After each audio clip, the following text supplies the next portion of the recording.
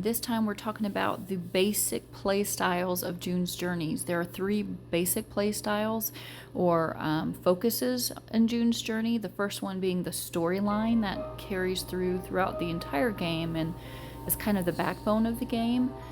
So there's certain people who love the storyline or anxious for the next one, and they want to play it just to see what's going to happen next.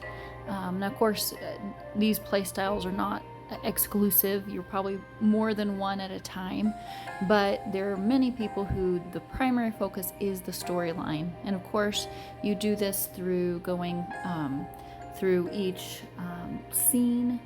It's part of a chapter, which is part of a volume set.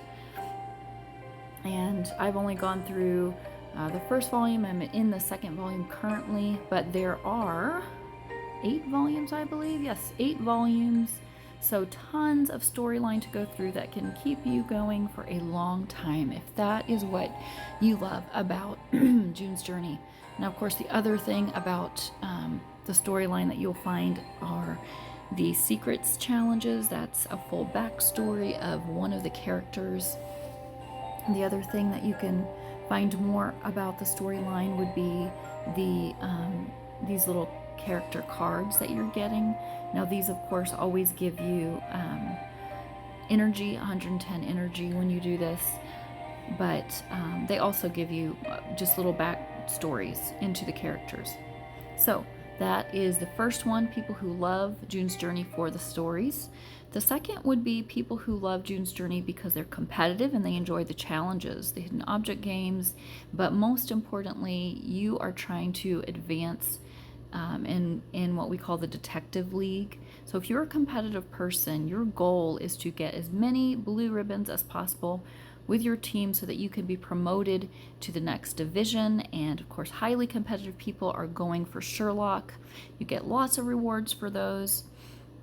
It's a 6-week competition, and you are again trying to get blue badges. So if you're a competitive player, it's going to be super important for you to be on a competitive team, or else you will be perpetually frustrated by lack of progress. So competitive players, look at the team that you are on and see if it matches your style of play. As you can see, our team is set as a social play style. There's basically relaxed, social, and competitive are the main options. So we are not a competitive team. You would not be happy on our team if you're wanting to go for Sherlock. Now, we have won challenges before. We have gone up in our division, of course, but like right now it's summer and a lot of us are out of town, so we're focusing on drinks and bushes, not as much on the games. So very important, if you are not on a competitive team and you want to be on one, first thing you need to do, hit the little 3 dots down here, leave the team you are on, and find one that's going to meet your needs. The best way to do this is actually through the Facebook groups that are June's Journey Facebook groups. There's some official ones from June's Journey, but there's also ones that just fans have created, and there are ways to post your team information, what you're looking for in a team, or if you want to start your own team, although that's very difficult, so I don't know that I would recommend doing that necessarily, unless you already have people in mind that you want on your team. So again, find the team that you want that's competitive, and the way that you are competitive on teams, or one of the big things that you are going to be wanting to do is by doing the drinks at drink time, so you're giving your team as much energy as possible. So of course there's blue ribbon drinks, and there are a lot of competitive teams that really focus on these badge drinks that especially when the league is going, of course you're going to want to be hammering away at those. And also the energy, so you're able to win the competitions. To do that, you're going to be getting tips, and actually I have enough tips right now to increase my energy, so it's a great time for me to do this. These energy increases stay with you no matter what team you're on, and they are a permanent energy increase. So when you first start off on the game, you have 9 bolts of energy that are given for each drink, for each energy drink, but now you can upgrade those through the tip shop as you earn more tips, and I've gotten up to the 14 level one. The last option is going to be the 15. That's the final one. And it's a lot of tips to get there. But this helps your team incredibly. If you are on a competitive team, you're going to need this energy increase so that you can compete. The other way that you get blue ribbons is through bush giving. So you're going to definitely want to be doing a bush rotation. Someone from my team. Now you're going to want to be giving speargrass gives blue ribbons. And a lot of teams will save up their bushes and, you know, count them all in at the same time so they can just get a ton of blue ribbons. So speargrass gives those blue ribbons out. And of course you always give other awards through these as well. So those are going to be your other big ways to be helping your team get blue ribbons. Let's quick talk about the competitions that are involved. Now again, if you're a competitive player, you're going to be wanting to do all of these and on a competitive team that focuses on these. This little icon here with a calendar on it are the main weekly competitions. There's always two. There's time rush competitions. There are usually two of those, and then followed by 2 spot the difference competitions. The only reason you'd want to play these are if you are on a team that's competitive enough to be winning, because the rewards are if you place, you know, at a high enough level to get a reward for it, then it's not worth it really. If you even go down to 11th, 10th place down, it's not worth it because you can earn more coins just by individual play. So you're not going to want to do these games. Don't waste your time if you are not a competitive player or you are not on a competitive team.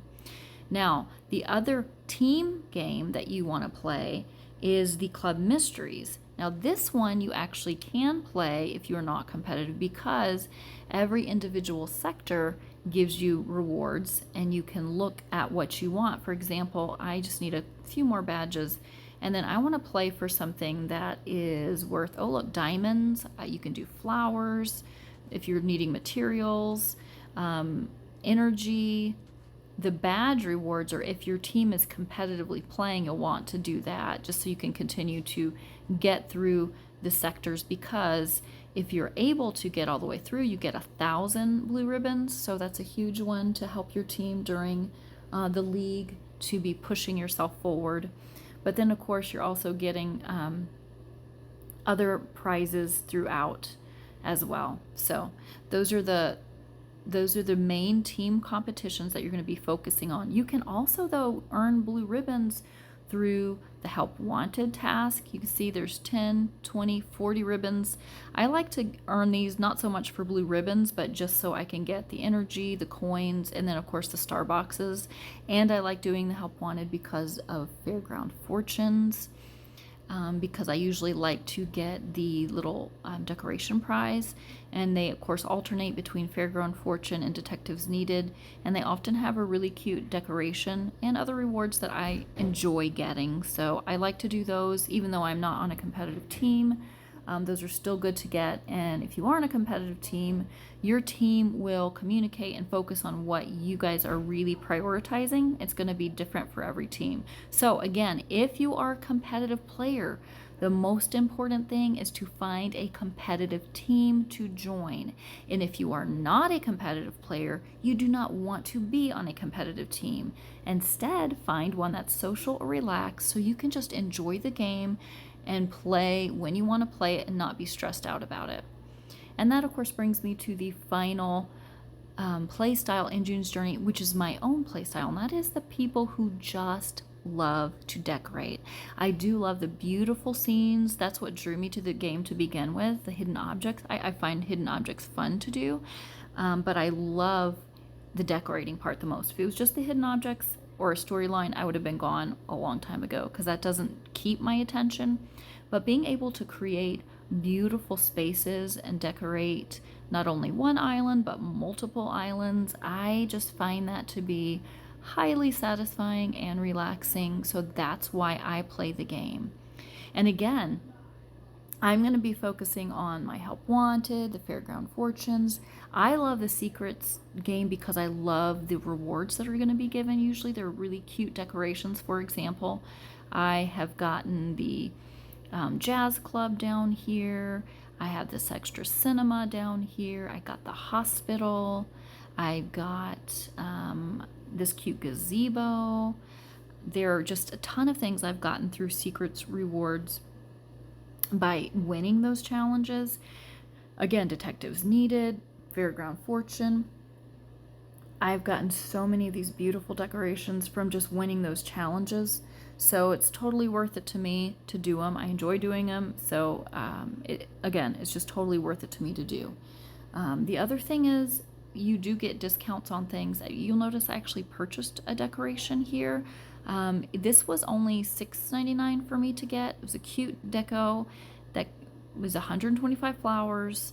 I got 750 coins and then 30 diamonds along with it. I personally don't want to spend usually over $4.99 for things, so I get lower deals because I've never spent more.